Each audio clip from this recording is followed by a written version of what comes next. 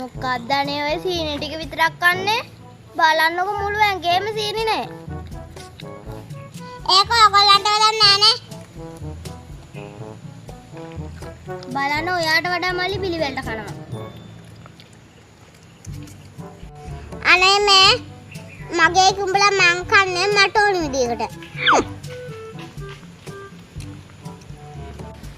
අනේ හරි හරි. ඔයාට ඕන විදිහට ඔයා කා ගන්නකො. මේ නංගිය පුළුවන් නම් කියන්න වැඩිපුරම ඇස් පේන්නේ මිනිස්සුන්ටද නැත්නම් සත්තුන්ටද? අනේ ඔයත් ඉතින් ඉදලා මෝඩ ප්‍රශ්නනේ අහන්නේ. ඕන පොඩි එකෙක් ඔකට උත්තරේ දන්නවනේ. හරි ඉතින් දන්නව නම් කියන්නකො. අයියෝ හොඳටම ඇස් පේන්නේ සත්තුන්ටනේ. ඔච්චර තේරෙන්නේ නැද්ද? සත්තුන්ට කියලා ඔයා කොහොමද හරියටම දන්නේ? අයියනේ ඔයා කාඩාරේ දගලා තියනද සත්තු කන්නාඩි හැම දානවා. නෑනේ. ඔව් ඉතින් ඒකත් ඇත්ත තමයි නේද?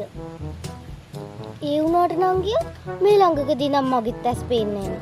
මටත් කන්නාඩි දාන්න වෙයිද දන්නේ නෑ. දැන් ආත නගර පේන්නේ නැත්te දුරද පේන්නේ නැත්තේ? ළඟ නම් පේනවා. දුර පේන්නේ වගේ අනේ. එහෙමද? ඔයා තර අහසේ තියෙන ඉර පේනවද?